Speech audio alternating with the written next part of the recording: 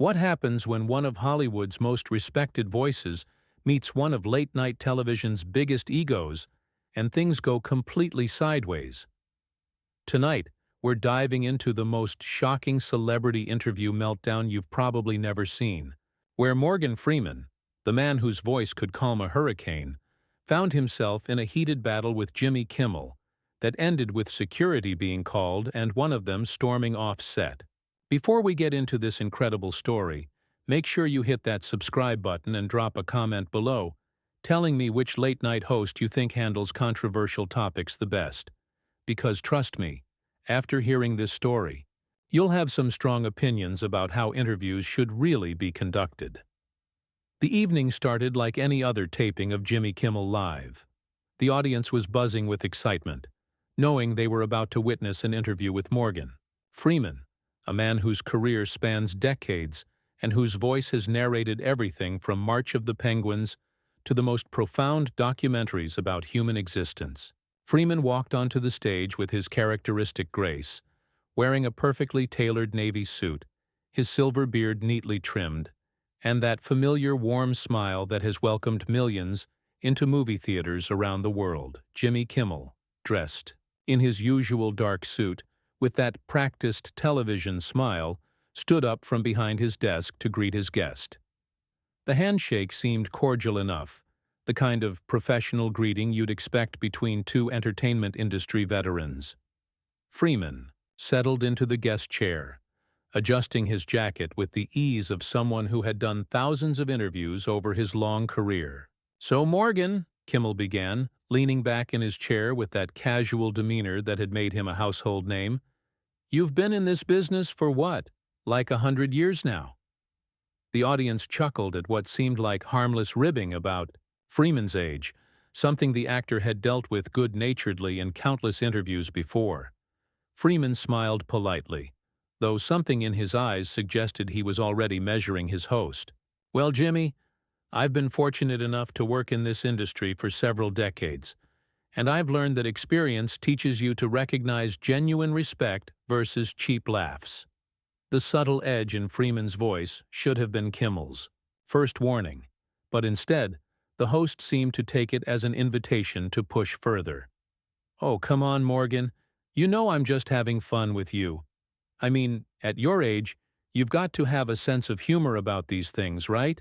"At my age," Freeman repeated slowly, his famous voice taking on a tone that anyone who had seen him play authoritative characters would recognize as dangerous. "I've earned the right to expect a certain level of professionalism, especially from someone who makes their living interviewing people." The audience sensed the shift in energy, the laughter becoming more nervous, more uncertain. Kimmel, however, seemed oblivious to the growing tension, or perhaps he was simply too committed to his comedic persona to back down. Okay, I get it. You're the serious actor," Kimmel said, making exaggerated air quotes around the words serious actor, in a way that seemed calculated to diminish Freeman's accomplishments. "But come on, you've done some pretty silly stuff, too. I mean, what about that credit card commercial where you're talking about rewards points like they're the meaning of life?" Freeman's jaw tightened almost imperceptibly, but his voice remained controlled, though it carried an undertone that suggested storm clouds gathering. "Jimmy, I've been fortunate to work on projects that range from commercial work that pays the bills to films that explore the deepest questions of human existence. I don't apologize for either, and I don't appreciate having my choices mocked by someone whose biggest contribution to culture is making jokes about celebrities' personal lives." The audience fell completely silent now, the kind of silence that descends when everyone realizes they're witnessing something uncomfortable, something that was supposed to be entertainment, but had crossed a line into genuine conflict. Kimmel's smile faltered for just a moment, but he quickly recovered, though there was now a harder edge to his expression. "Wow, okay, so we're going there. You know what, Morgan? Maybe the problem isn't that I'm making jokes. Maybe the problem is that some people can't handle a little humor. Maybe some people take themselves so seriously that they've forgotten how to laugh." "Humor," Freeman said, the word rolling off his tongue with the kind of gravity he might use to pronounce judgment in a courtroom drama, requires intelligence, timing, and most importantly, respect for your subject. What you're doing isn't humor, Jimmy. It's lazy mockery disguised as entertainment. The tension in the studio was now palpable, with audience members shifting uncomfortably in their seats, camera operators looking uncertain about whether they should keep rolling, and production assistants visible in the background clearly trying to figure out if they should intervene. Kimmel leaned forward, his television persona slipping to reveal something harder underneath. You know what, Morgan? I've been doing this show for years, and I've interviewed hundreds of celebrities. Most of them understand that this is entertainment, that this is about having fun and connecting with the audience. Maybe the problem isn't me. Maybe the problem is that you've spent so much time being treated like some kind of wise oracle that you've forgotten you're just an actor who got lucky with a good voice.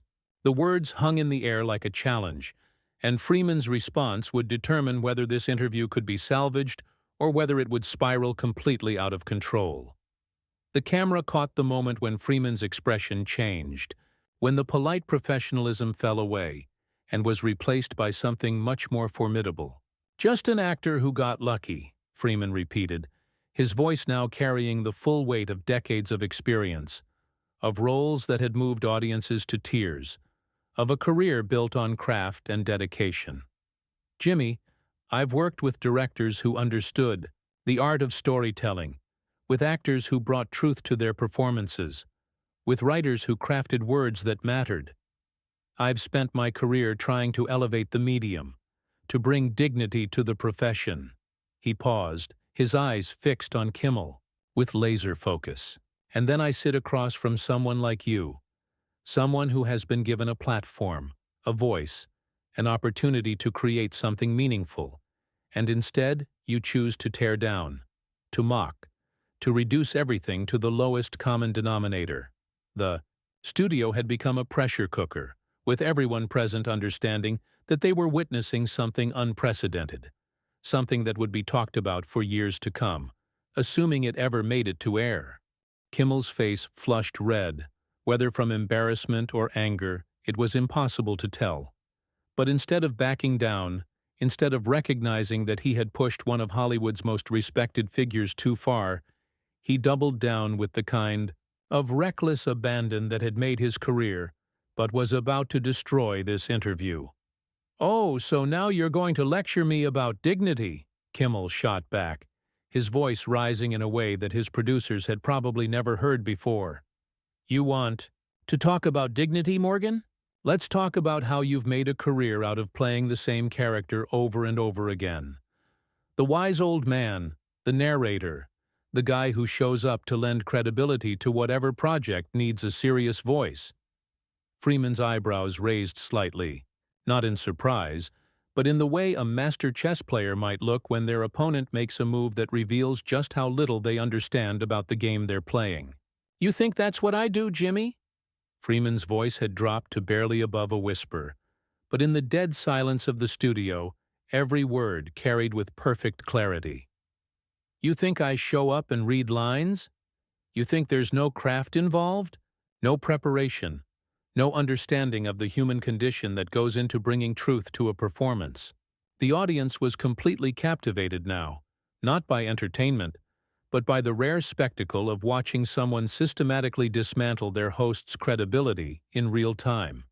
"I've spent decades studying the art of performance," Freeman continued, his voice gaining strength and authority with each word.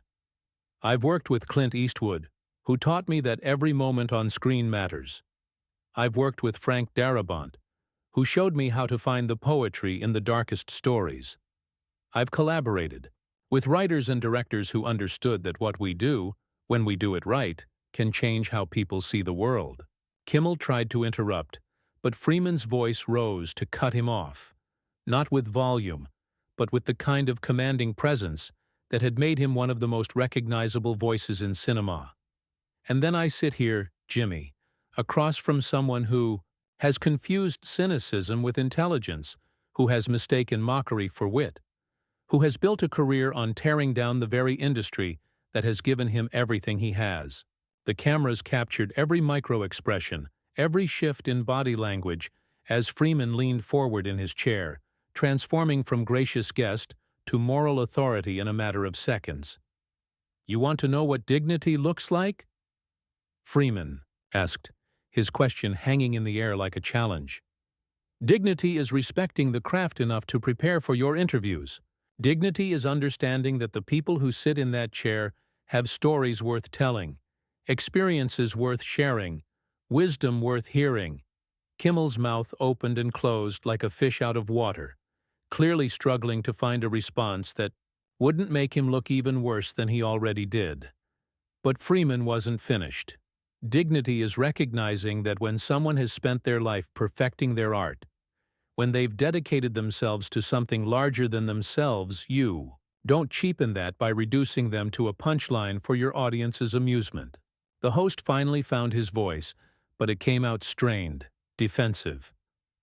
"Look, Morgan, I think you're taking this way too seriously. This is a comedy show. People expect laughs. They expect entertainment. I'm just trying to give the audience what they want."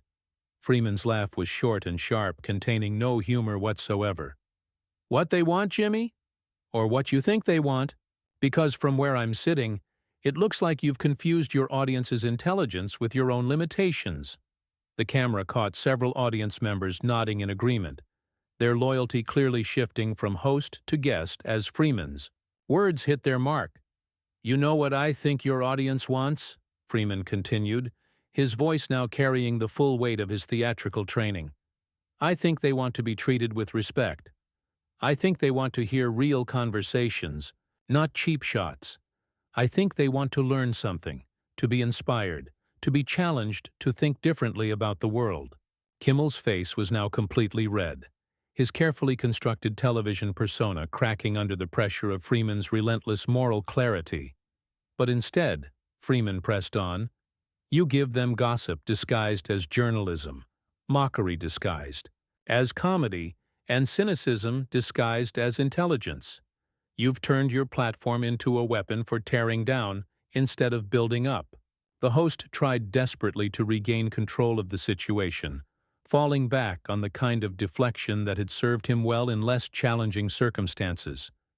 Okay, I get it. You're upset," Kimmel said, his voice now carrying a condescending tone that only made things worse. "But maybe you need to remember that this is my show. This is my studio, and I decide how things go here." The words were barely out of his mouth before Freeman was on his feet, his movement so sudden and decisive that it sent a visible shock through the entire studio. Camera operators scrambled to adjust their shots. Producers in the control room were undoubtedly losing their minds, and the audience collectively held its breath. "Your show," Freeman repeated, his voice now carrying the kind of authority that could command armies. "Your studio. Your rules." He paused, letting the words sink in. "But Jimmy, there's something you seem to have forgotten in all of this." Freeman took a step closer to Kimmel's desk, his presence now dominating the entire space in a way that made the host seem small and insignificant by comparison. "I don't have to be here," Freeman said, each word delivered with the precision of a master craftsman. "I don't need your show, I don't need your platform, and I certainly don't need your disrespect." The silence in the studio was now so complete that you could hear the hum of the television cameras, the barely audible whisper of the air conditioning system, the nervous shuffling of feet among the crew members who were witnessing something unprecedented in television history. "You invited me here," Freeman continued, his voice now carrying the weight of absolute moral authority, "presumably because you thought my presence would lend credibility to your program, because you thought my reputation would bring value to your show." Kimmel sat frozen behind his desk, clearly realizing that he had made a catastrophic miscalculation, that he had picked a fight with someone who operated on a completely different level than his usual celebrity guests. "But what you've done instead," Freeman said, his voice rising to fill every corner of the studio, "is demonstrate to everyone watching exactly what's wrong with this industry. Exactly what's wrong with a culture that confuses fame with wisdom, that mistakes a platform for intelligence, that thinks a television show gives you the right to diminish the life's work of people who have dedicated themselves to something greater than themselves. The camera caught Kimmel swallowing hard, his Adam's apple bobbing as he struggled to find some way to respond to the devastating critique that was systematically destroying his credibility in front of his own audience. The moment stretched on, with Freeman standing like a monument to dignity while Kimmel remained frozen behind his desk, the power dynamic in the room having shifted so completely that even the audience seemed to understand that they were no longer watching entertainment, they were witnessing a reckoning. Finally, Kimmel found his voice, but it came out weak and defensive, a pale shadow of the confident host who had started this interview just minutes earlier. "Look, Morgan, I think maybe we got off on the wrong foot here," he said, attempting to inject some humor back into the situation. "Why don't we just start over, maybe talk about your new project, keep things light and fun for the audience?" Freeman's response was swift and brutal in its simplicity. "No." The single word hit the studio like a thunderclap, carrying with it the full weight of Freeman's decades of experience, his absolute refusal to participate in what he clearly saw as a degrading charade. "No?" Kimmel repeated, his voice cracking slightly. "What do you mean, no?" Freeman's eyes never left Kimmel's face as he delivered his response with the kind of measured intensity that had made him one of cinema's most compelling performers. "Mean no, Jimmy. No, I will not pretend that the last 10 minutes didn't happen. No, I will not smile and play along while you attempt to salvage your reputation at my expense. And no, I will not participate in the kind of hollow, meaningless conversation that passes for discourse on this show." The audience was completely silent now, every person in the studio hanging on Freeman's every word, witnessing something they would remember for the rest of their lives. "You see, Jimmy," Freeman continued, his voice taking on the cadence of a master storyteller, "this is exactly the problem. You think you can say whatever you want, treat people however you choose, and then when it doesn't go according to your plan, you can just reset, start over, pretend it never happened." Freeman took another step closer to the desk, his presence now completely dominating the space, making Kimmel look like a child being lectured by a disappointed parent. "But that's not how respect works, Jimmy. That's not how dignity works. That's not how being a decent human being works." Kimmel's face was now a mixture of anger and panic, realizing that he had lost complete control of his own show, that he was being systematically dismantled by a guest who was operating on a level he couldn't match. "You know what?" Kimmel said, his voice rising as he tried desperately to reassert his authority. "I think maybe you should leave. This is my show, and if you can't handle a little comedy, if you can't take a joke, then maybe late-night television isn't for you." The words were clearly meant to be dismissive, to put Freeman in his place and remind everyone who was in charge. Instead, they provided Freeman with the perfect opportunity to deliver a final, devastating blow. Freeman smiled for the first time since the interview had begun, but it wasn't a warm smile, it wasn't the familiar, grandfatherly expression that had endeared him to millions of fans. This was the smile of someone who had just been handed exactly what they needed to make their point. "You're absolutely right, Jimmy," Freeman said, his voice now carrying a tone of almost amused contempt. "I should leave, because staying here, participating in this, would make me complicit in exactly the kind of cultural degradation that I've spent my career fighting against." He began moving toward the edge of the stage, but he wasn't finished speaking, wasn't finished delivering the kind of moral clarity that would leave everyone in that studio, and everyone watching at home, with something to think about long after the cameras stopped rolling. "You see, Jimmy, you've done something here tonight that I actually want to thank you for," Freeman said, his voice carrying easily across the silent studio.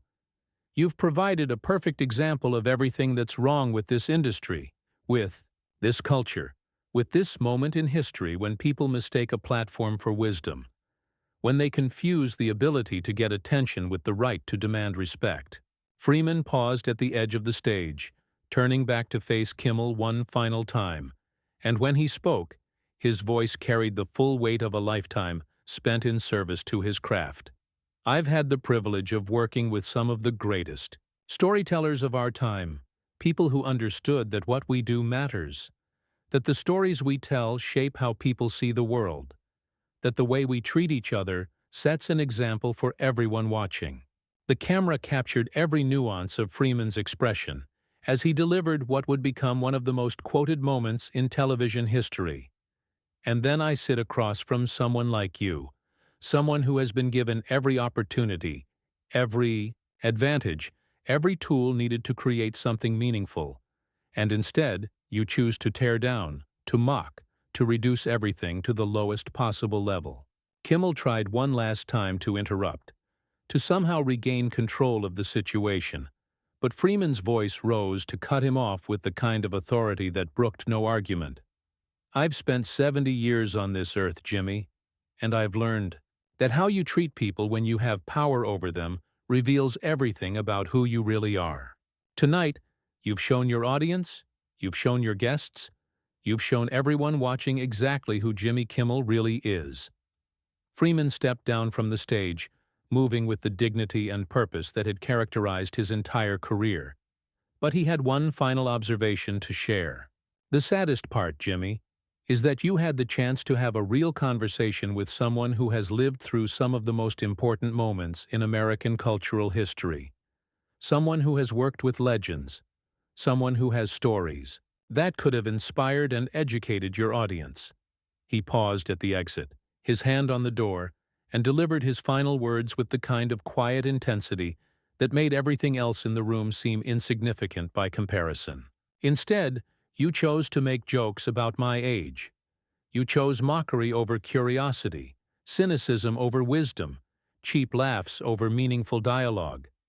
And that, Jimmy, says everything anyone needs to know about what you think of your audience, what you think of your guests, and what you think of yourself.